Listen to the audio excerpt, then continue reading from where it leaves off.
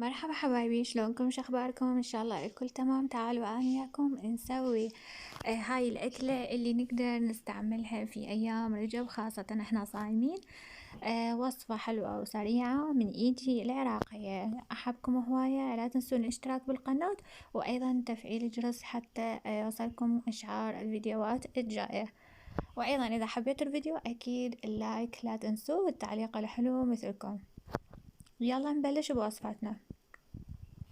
عندنا حاليا مثل ما يعادل بهالقدر، مثل ما تشوفون حبايتين بطاطا متوسطات الحجم، لا كبيرة ولا صغيرة، وعندي أخليهم على النار حتى ينسلقوا، وعندي هذا العدد هم خليته على النار حتى أسلقه. مثل ما تشوفون حبايبي هسه انسلقت تماما البطاطا وخليتها بهذا الماعون.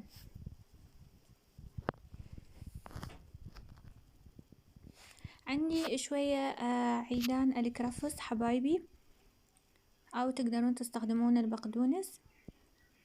فرمتها بشكل ناعم مثل ما تشوفون.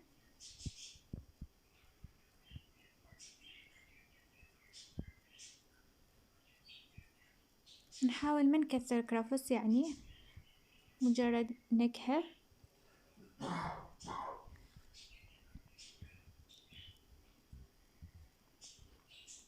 مثل ما تشوفون سلامتها، وراح انزلها على البطاطا المسلوقة.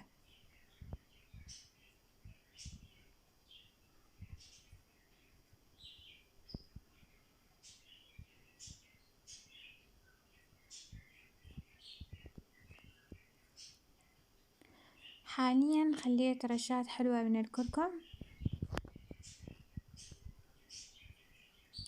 وعندي بصل بودرة هم راح اخليه رشة حلوة منه.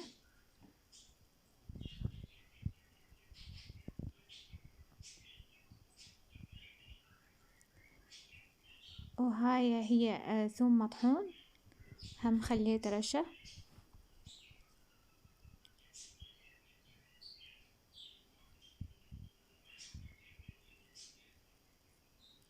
وهاي عندنا كزبرة مطحونة ايضا خليت.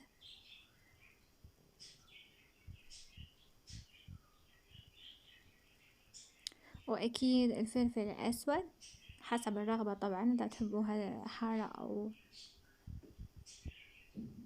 واكيد اخر شي هو الملح.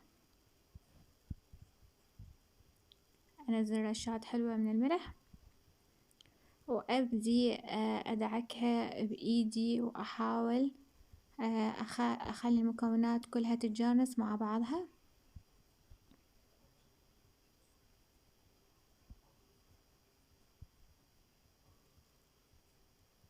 حاليا اني العدس بلش يعني ينشف مية، دا يريد ينشف مية مثل ما تشوفون. وارجع على وصفتي، حاليا العجينة صارت جاهزة لكن ينقصها مكون واحد اكيد ما راح انساه، وهو النشا. النشا اخليه اخر شي، يعني ورا ما اخلط المكونات كلها النشا اخليه اخر شي. بعد ما عجنت العجينة راح احط نشا ما يعادل ملعقتين اكل تقريبا.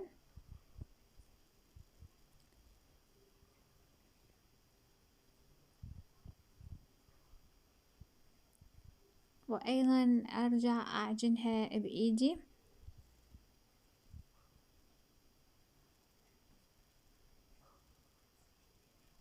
وهاي صارت العجينة جاهزة مثل ما تشوفون حبايبي امامكم.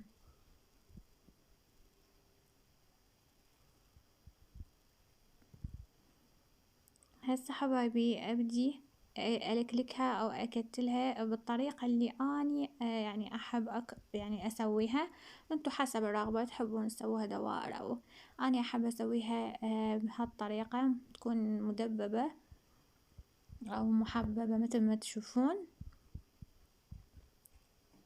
يعني اسطوانية مدببة من الطرفين.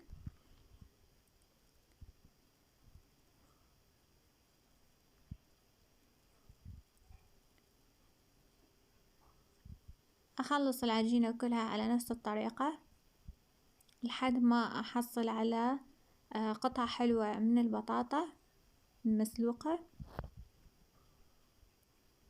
هنا دا اعلمكم شلون اسويها من الاطراف. وهذا هو شكلها صار جاهز. طبعا راح اغلفها بكيس نايلون. شوفوا شكلها حبايبي شلون حلو وأنيق. راح اغلفها بكيس نايلون واحطها بالثلاجة لمدة 10 دقائق الى ربع ساعة مو اكثر.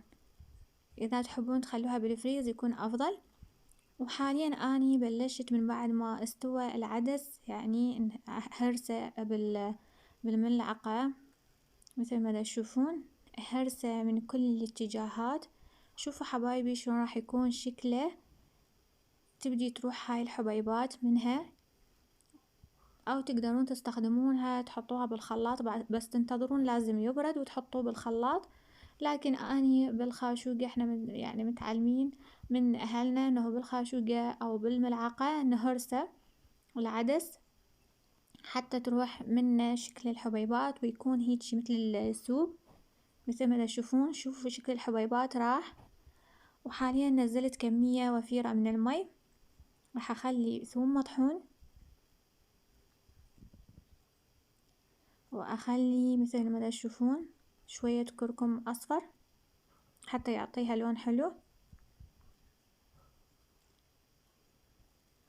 واخلي بصل بودرة. اكو ناس يحطون بصل بودرة بعد ما يحمسوه بالزيت، لكن اني حبيت اسويكم اياها بهاي الطريقة. واكيد الملح.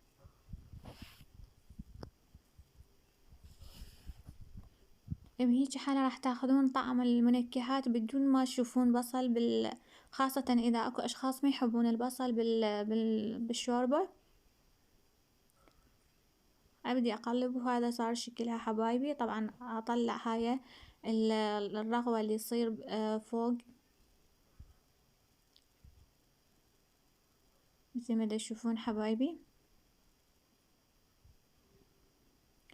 وهسه حطيت بعد مي، حسيت المي قليل، لكن بالنسبة للطعم كتوابل وكملوحة كل زين واوكي.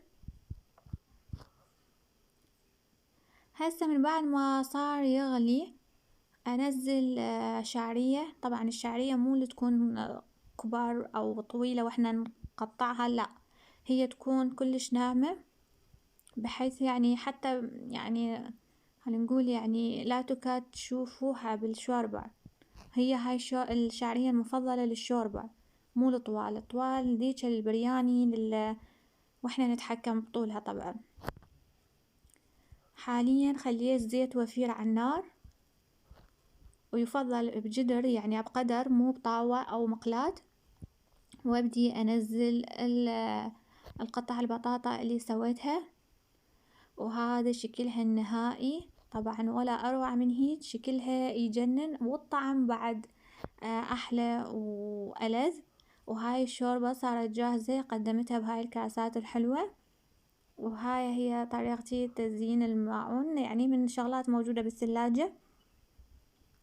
اكل بسيط وخاصة يعني ايام رجب. يعني الصراحة هاي الاكلات مطلوبة وتكون خفيفة وما تأثر على المعدة، مو اكل دسم. شوفوا شكلها حبايبي من الداخل روعة روعة، وحتى مقرمشة من الخارج، يعني اكيد النشا مسوي مفعول. حاليا ورا ما سويت هذا الاكل رحنا طلعنا شوية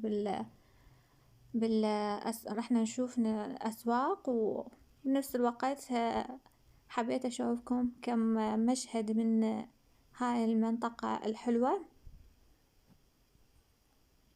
واكيد مستحيل نطلع وما ناكل شغلات دافية بالشتاء مثل هذا الحمص ومثل هذا الشلغم. احبكم هواية. يلا اشوفكم فيديوهات جاية ان شاء الله. لا تنسون لايك والاشتراك بالقناة. يلا باي باي.